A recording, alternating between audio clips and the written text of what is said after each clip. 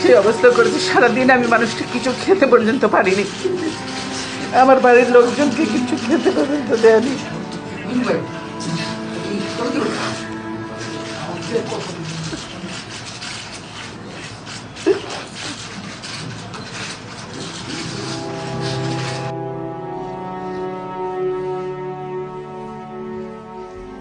এই ভয়াবহ পরিস্থিতি আমরা আছি,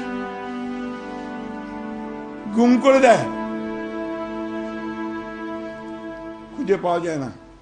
বাচ্চাগুলো এখানে দাঁড়িয়ে স্ক্রিন পড়লো আপনাদের সামনেই।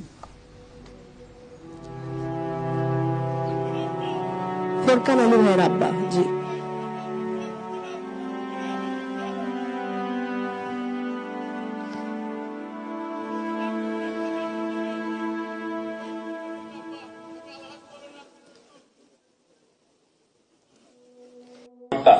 আমাদের এই অসমাপ্ত কাজ সম্পন্ন করার তৌফিক দিন। ইনকিলাব জিন্দাবাদ, আজাদি জিন্দাবাদ।